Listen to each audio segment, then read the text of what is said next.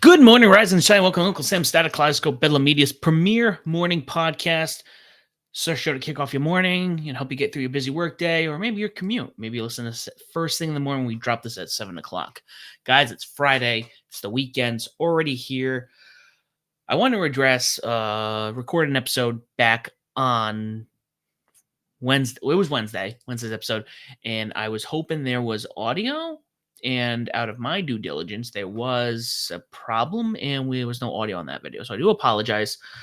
Had a really, really good episode. I talked about the three body problem, the book, how I really enjoyed it. Then we talked about Apple Vision Pro, which came out, which pros and cons. There's some really cool features like the camera. How you're able to if you're working in your work setting, really nice, works. I think that's kind of cool. But if you're gonna be a vegetable all day on the couch, not as swell. Before we begin, guys, don't forget that like button. Subscribe to our channel. We're working. We got only 35 subscribers. I'd like to keep that number going. I hope you guys are enjoying. Please let me know what you think. Any feedback, very helpful. Very, very helpful. Due to Wednesday's episode, I was trying to figure out what I wanted to talk about today, kick off the morning. And I try to keep things spread out, different things to talk about. And this topic I was iffy about. I didn't want to keep everything relevant. I was going to keep it relevant, but I didn't want to do any topics that were going to stray people from listening to the podcast, keep people polarized. But you know what? Guess what? It's my show. I'm kind of still mad. I'm trying to keep my language down. That's what I've been trying to do on this show. Some of my other content, swear like a sailor, but I try to keep it clean for you all. But guess what? We're just going to go for it. I'm going to go for the jugular. You guys can listen to it. If not, still appreciate the listen up until this point. We're going to talk about the Tucker Carlson and Vladimir Putin interview. There's a lot of hot takes on this, a lot of thoughts, a lot of opinions. And I thought I'd just share mine. I did listen to the whole thing. It was like 2 hours, 10 minutes long. As you all know, Tucker Carlson was the highest rated, show on Fox. Fox dropped him, a year ago. He started his own channel. So, right now, he decided shake things up. He's been doing things, he's had Alex Jones on. He's had a bunch of other people you wouldn't normally see on a show or on any mainstream media source. This particular case, he decided he was going to Russia and that he was going to interview President Vladimir Putin, which I don't think anybody has interviewed since the war. Since, what was it, 21? 21, 22? Early 22. It's a blur now. We're 2 years into it. It shouldn't be going on. There should be a, peace treaty, whatnot. Listen to the whole thing. First and foremost, I definitely think everyone should go listen to it. A lot of good information, even if the information is on the surface level. One of my things I like to do is I like to think we need to critique, we need to listen. Maybe not everything that is said is true, but there is, I think, the message of it all, what's going on. So first and foremost, like I said, nobody's interviewed this guy since before the war started. It's all been about Zelensky. It's all been about Ukraine. It's all been about, if you don't support Ukraine, that's very un-American. We need to support them, or if else we got it. If you don't support war, you're evil. Thoughts on that. So Tucker Carlson decided he's going to go speak to Vladimir Putin. And the first 45 minutes, I think he asks him a question, and Vladimir Putin goes into this long speech for like 45 minutes of just Russian history, going forever and ever and ever, which is like, fine, okay, whatever. Talk all you want. I don't know how accurate it is, but he was very confident in his approach. I think that's something to note here. We had somebody who's very confident. I want to assume he knows his Russian history. I mean, he's the president. And granted, we have people in our own country who don't know what happened 20 years ago, who don't understand American politics, who are up the totem pole. What does that say? So one thing I do want to I want to start with is I think because Putin just came out and said he didn't ask him tough enough questions, which cool. That's a man who just wants to be asked the toughest of the tough. I think the purpose here was first and foremost, like I said, nobody has interviewed. It's all been about Zelensky. We're getting one point. And it doesn't matter where you stand on any issue. I think it's very important as critical thinkers, as adults, as Americans, whatever. We need to be hearing both sides of the story. There's always three sides, both sides, then the truth.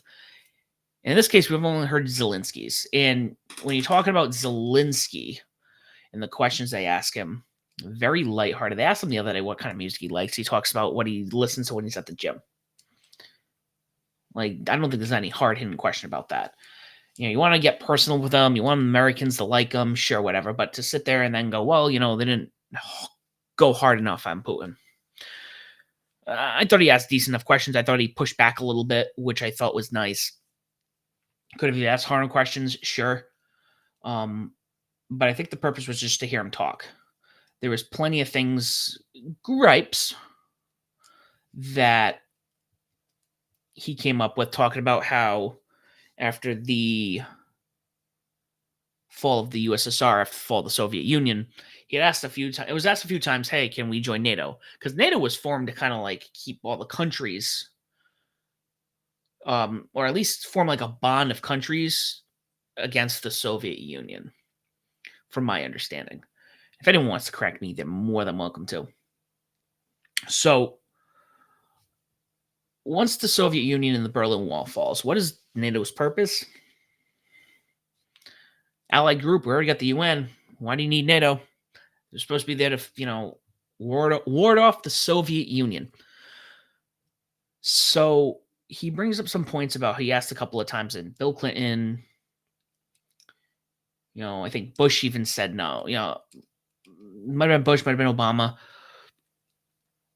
Now, assuming this is all a lie, why is Russia not in NATO? That would be my big question. My big question as somebody who, again, I'm trying to pick up as much information as I can. I'm trying to understand it. I'm trying to process it myself. Why is Russia not in there? And there's plenty of information out there. And from a lot of the sources that I've listened to, I listen to a lot of libertarian sources. They all kind of say something similar that Putin said there, where he's like, well, we don't, why have we never treated the Soviet Union like we did after Germany in World War II? Why would they never? Why didn't we just go open arms? Yeah, let's make this happen. Let's make this work. Let's bond. We did that with Germany the second time. The first time didn't go so well. So we had the second war. Russia, we didn't do that with. And again, there's plenty of information I don't know, but just questions to ask. I thought it was good to just hear his side, hear what he has to say, hear his thoughts, hear his gripes. I mean, I remember about 15 years ago, he was talking about, all I remember seeing in the news is if we don't have missiles to defend some country, Europe, Russia's going to go in and invade. Putin's like, we don't care. It's like, we don't want any, we don't want anything to do with that. We're not looking to take over. Again, whether that's true or not, doesn't matter. Keep in mind, there have been journalists who've done this. I believe Osama bin Laden, I believe Saddam Hussein, before the horrible things that would, transpire before 9/11, before I think Operation Desert Storm. There might have been one other I'm thinking of, where they were our enemy. They became our enemies. I'm just using quotes there. I'm just like, I'm just making a point, just kind of like laying the groundwork. I'm not making accusations, but the narrative and what we're told and what we've been told forever. So they never joined NATO. We were told, if we don't put missiles down, what just came out? We were just told that they have space nukes. Like, I'm listening to a lot of the things that are going on. Russia has nukes in space. They want to put nukes in space. Bro, is this I read about this stuff when I was younger. I was born, 91. end of the Cold War, like the tail, like the end of it, when everything was done. 91, Desert Storm kicked in. USSR was no more. And you read about this stuff in history books when you were a little kid, in the middle school, high school, college. Now we're talking about it again. It's like, bro, we do not have the money to fund this. That's another thing. We don't have the money to fund any of this. It's really not our business. But we really don't have any money right now. We're $34 trillion in debt. I don't know why we're spending money. I don't know why this new border bill that has nothing to do with the border passed. We're talking about, what is it? It has money to Israel, money to Taiwan, money to Ukraine. So money we don't have. But this, there were a couple of talking points, and there. I should have written notes about this one that are not coming to me. But I thought it was good to kind of like listen to his interview, listen to what he said. You don't have to believe anything he says. That's fine. He's been president for, I don't know, 15 years, if that, if more. No, he's a leader of most leaders are corrupt and evil, and they don't give they can care about their people. Never mind the people, other nations. But I think it was really, really good listen, really important. I don't think Tucker went in there with, we're going to show that Russia's better than us. You can demonize somebody. It's called propaganda. Yeah, we grew up watching it, when you would watch old cartoons about the Germans and about the Japanese, and during, the Cold War and vice versa. And there's other countries that do it about us, where we're all evil people. And again, the Russian, I'm sitting here and I think about stuff like this. Russia's not the problem. Ukraine's not the problem. The US is not the problem. It's the governments that run them.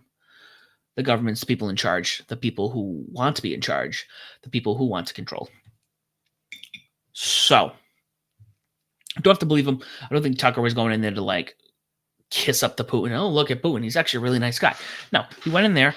I'm going to talk to somebody that nobody else wants to talk to because they've been blacklisted. And again, we're in a world of cancel culture, which doesn't really have anything to do with it. But when you have propaganda, when you are in a proxy, and that was the thing, war came up. It's come up recently. We're not in war with Russia, but it's like a proxy war. We're funding Ukraine to go fight for us. And who knows, we might have troops on the ground that they won't tell us about. At that point, that sounds like war. That sounds not fair to the American people. Shouldn't be involved. Should not be involved. I'm pretty much talking about the whole Ukraine thing at this point. But that being said, definitely worth the listen. I think it was interesting. I think in any case, especially like this, you want to hear from every point of view. If we were to have, I would hope you do something similar with like Gaza and Israel. You get Netanyahu, and then you get, I don't know who the head of Palestine is, but I know he also wants to go for Zelensky. Oh, the other thing while he was over there, the thing he was talking about, he wants to get Zelensky. So this isn't just, I'm going to show you how good this is. It's going to talk. I'm going to talk for, he didn't interrupt. That was the other thing. He did push back, but he didn't interrupt, which is good. But he wants Zelensky. But that's the thing. We just need these open dialogue. We just need people out there talking. We just need to hear people so you can go, I don't believe 95% of what he said, but I understand this. And why are we not talking about this part? I don't know. Guys, I'm kind of curious to your thoughts. Please leave them in the comments below. If you don't already do so, please make sure you follow Bedlam Media on X. You can follow us on YouTube. Make sure you subscribe, leave a comment. Tell us why Bedlam Media and Uncle Sam's Static Kaleidoscope is the podcast of your choosing, and why they should listen to us as well. Guys, thank you so much for listening. Enjoy your morning. Enjoy your weekend. And as always, do not forget to join the Bedlam.